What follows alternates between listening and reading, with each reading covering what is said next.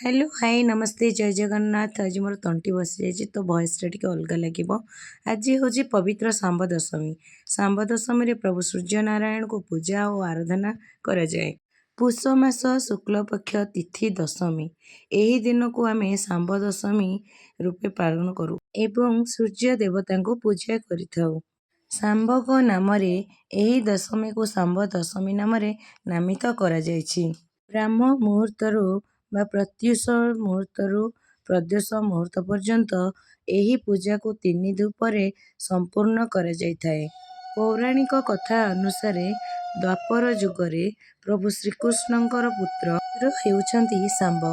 ଶାମ୍ବ ଦେଖିବାକୁ ବହୁତ ସୁନ୍ଦର। ସେ ଅବିକଳ ଶ୍ରୀକୃଷ୍ଣଙ୍କର ଅବିକଳ ରୂପ ହେଉଛନ୍ତି ଶାମ୍ବ। ଶାମ୍ବକୁ ଦେଖିଲେ ଆପଣ ଜାଣିପାରିବେ ନାହିଁ ଶ୍ରୀକୃଷ୍ଣ କିଏ ଆଉ ଶାମ୍ବ କିଏ। ପ୍ରଭୁ ନାରାୟଣଙ୍କର ପରମ ଭକ୍ତ ହେଉଛନ୍ତି ନାରଦ।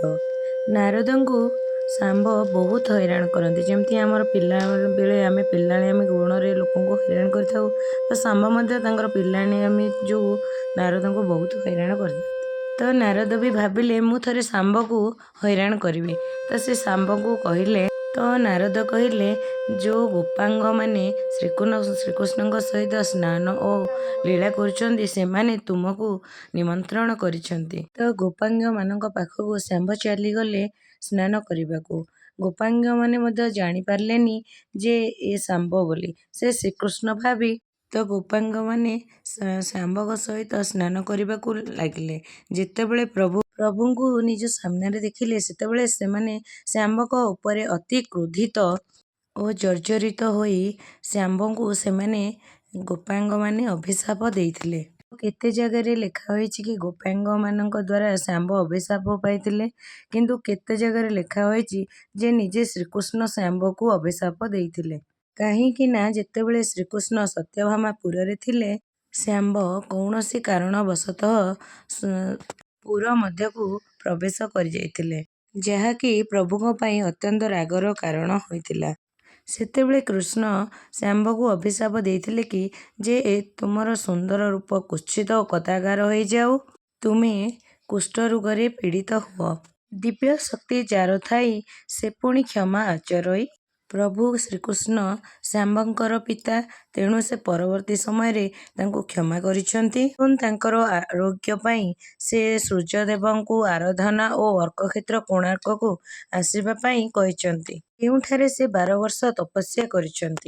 ଅର୍କକ୍ଷେତ୍ର କୋଣାର୍କକୁ ଆମେ ମୈତ୍ରେୟ ବନ ବୋଲି କହିଥାଉ, କାହିଁକି ନା ସେଠାରେ ସୂର୍ଯ୍ୟଙ୍କର ବିଚରଣ ସ୍ଥାନ।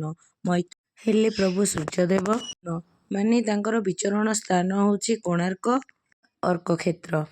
ଶାମ୍ବ ସେହିଠାରେ 12 ବର୍ଷ ତପସ୍ୟା କରିଛନ୍ତି ଏବଂ ସମ୍ପୂର୍ଣ୍ଣ ଭାବେ କୁଷ୍ଠରୋଗରୁ ଆରୋଗ୍ୟ ଲାଭ କରିଛନ୍ତି।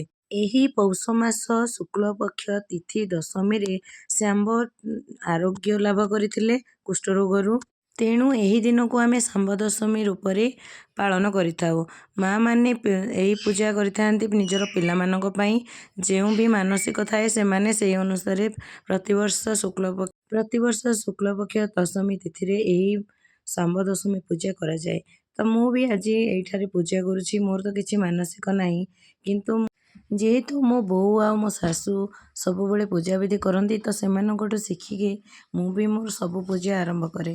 ମୋ ଶାଶୁଙ୍କ କହିବା ଅନୁସାରେ ମୁଁ 2ଟା ମୋଟା ଚକୁଳି ପିଠା, ଖିଚିଡ଼ି, ଗୁଡ଼ଗୁଡ଼ା ତରକାରୀ, କାକରା ପିଠା ଇତ୍ୟାଦି